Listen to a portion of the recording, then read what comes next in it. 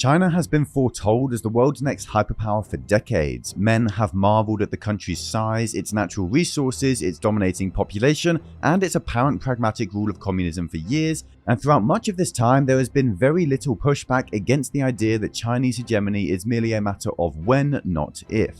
Ray Dalio is one of those men, someone who has tied himself innately close to the Communist Party, who refuses to comment on the genocide in Xinjiang or the erasure of human rights in Hong Kong. He thinks this is where the money is. He thinks China is the next United States, and he is determined to remain a billionaire even as the center of the world shifts 8,000 miles around the globe.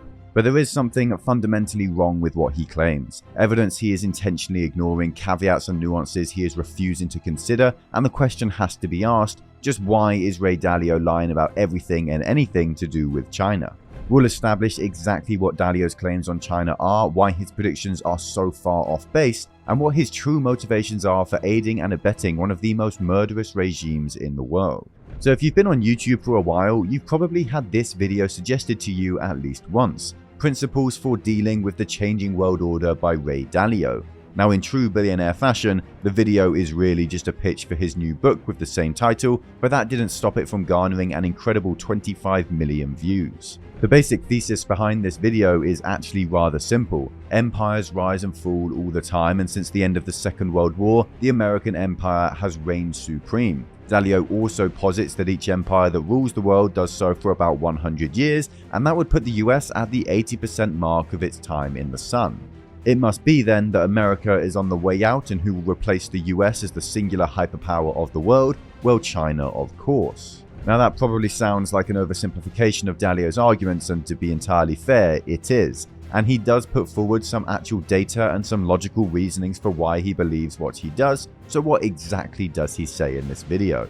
Well, Dalio explains that when he looks around the world right now, he sees three things happening in the US. The first is that the government can't afford to spend what it wants, so it is purely printing money instead, and it's causing a lot of inflation as a result. This goes all the way back decades, but it really exploded over the last few years as COVID lockdown struck and then inflation took off. The second point is that the US is seeing huge internal conflicts and civil unrest as a result of gross inequality in the country. It's no shock to anyone in the world that the US has vast wealth inequality, with the richest people owning a disproportionate amount of the country's wealth, and Dalio posits that this is the true underlying reason for the civil unrest we've seen, like the Black Lives Matter and January 6 protests. The third thing that Dalio is witnessing is the growing threat of a rising external power in the form of China, which is threatening to cause external conflict between the two countries as well.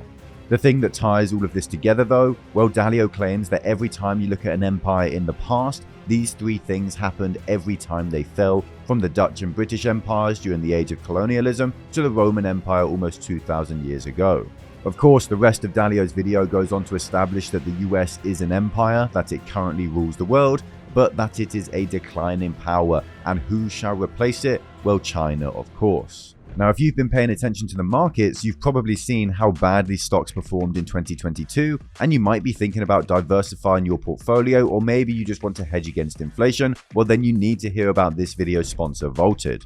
Vaulted is the best way for individual or even institutional investors to acquire physical gold with a great website and mobile app that makes it easier than it's ever been. They store and insure their one-to-one allocated gold in the Royal Canadian Mint. It's all certified conflict-free, and you can rest easy in the knowledge that you can request instant physical delivery of your gold holdings whenever or wherever you desire.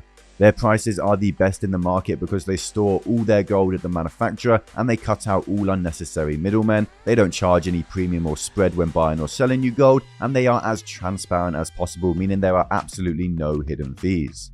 On top of all that, they even managed to put out a load of interesting content keeping you updated on the world of gold. So if that sounds at all interesting to you, then I highly suggest you check Vaulted out. Again, that's Vaulted with a link down below in the comments and description.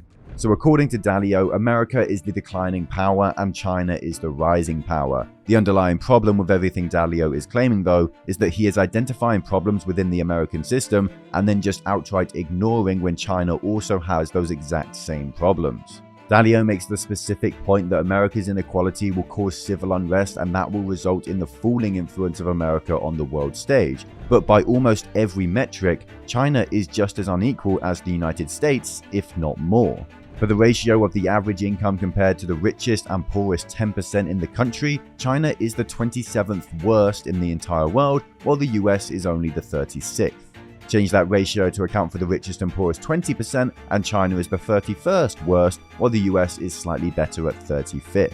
Take a look at the two countries' Gini coefficients, an index used to determine wealth or income inequality, and the US has a coefficient of 41.5, while China is slightly better at 38.2. Both nations are pretty much equally unequal. And as for civil unrest, well, Dalio must not really turn his TV on at all, because over recent months in China, there have been riots over banking collapses, riots over a housing collapse, and riots over COVID lockdowns, which have been far more severe and damaging than the US ever saw during the Black Lives Matter movement, and that's without even mentioning the massive protests we saw in Hong Kong in recent years. Dalio also makes a big deal out of the rising private sector debt in the United States, and he specifically claims that it will accelerate and maybe even cause the downfall of the American empire. But what about China's private debt in relation to its GDP? Well, it's only marginally better than in the US, and it's sitting right where the US was in 2018, and it's clearly going in the exact same direction as in the United States.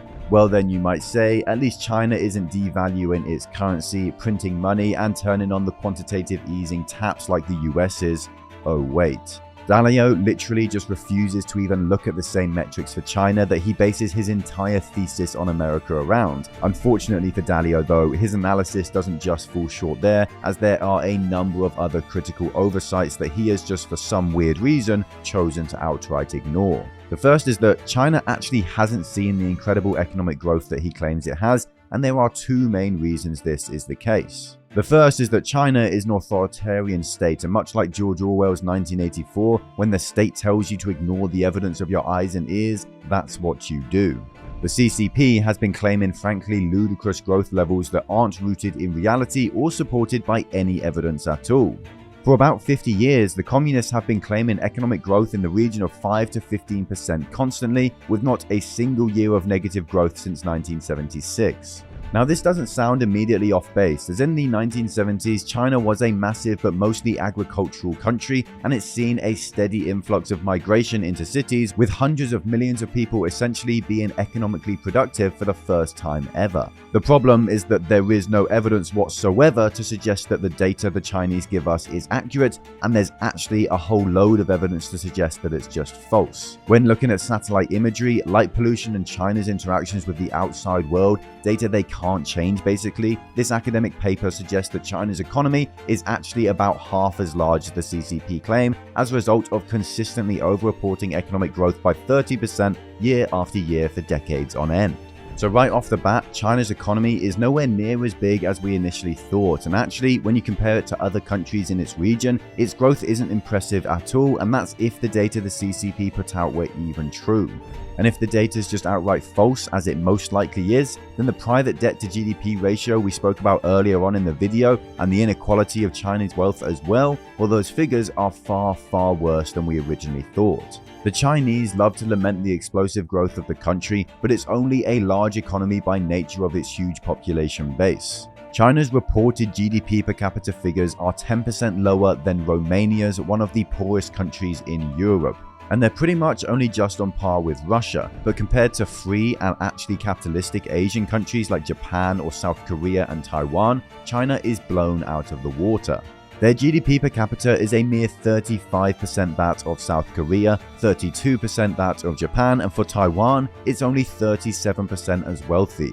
The idea that China has seen an economic miracle is laughable when the part of China that broke away in the 40s is now almost 3 times richer than China itself. Then we have the ticking time bomb that no one can hide from, and it is China's demographic collapse. It's not exactly news at this point, but China has spent decades trying to stop its population from growing out of control, with the one-child policy being the most infamous example of state intervention in this realm.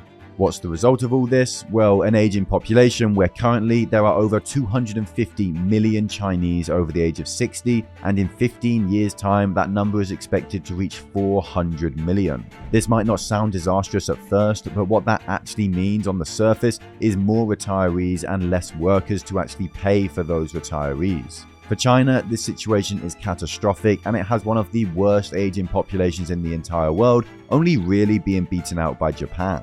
This is only really going to get worse as we go forward for China, with every single forecast out there suggesting that China is going to lose hundreds of millions of people as its populace decreases at a rate never before seen in history.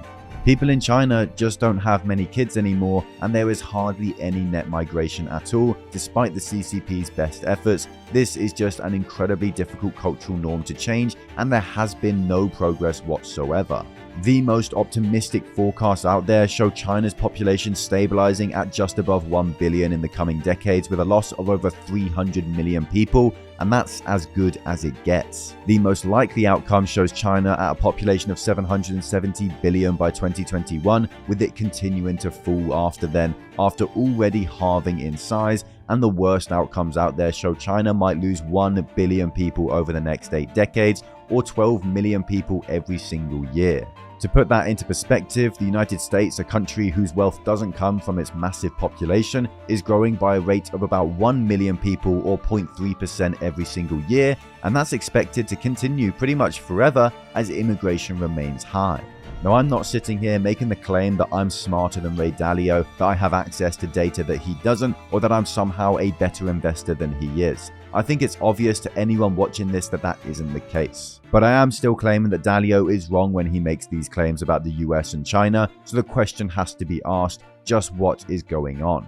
Some people claim that Dalio is merely using his platform to try and alert the United States as to where it's headed, in the hope that America will then reverse its decline. But a more likely reason is simply that Dalio has been captured by greed, and he believes the best way to enrich himself is to align himself and his company, the largest hedge fund in the world, Bridgewater Associates, with the Communist Party. His fund has invested into China for decades, and they ramped their investments in the country up over recent years, and at the exact same time as Dalio came out as a steadfast CCP supporter, that happened. China had been making him billions of dollars, but it seems his faith may have been shaken in 2022 as Bridgewater has started to sell out of China after a pretty dreadful year for Chinese markets. Plainly, I think Dalio is a man captured by greed, and he wants you to believe that China will rule the world so that he can sell you Chinese stocks and his Chinese funds. Of course, there is so much more to the Chinese economy than simply what we covered here today, and the most important thing that no one is talking about is how Xi Jinping essentially crowned himself emperor of China, and the world just pretended it didn't happen. If you want to know what actually went on there, then click on this video right here, and until next time, stay stoic.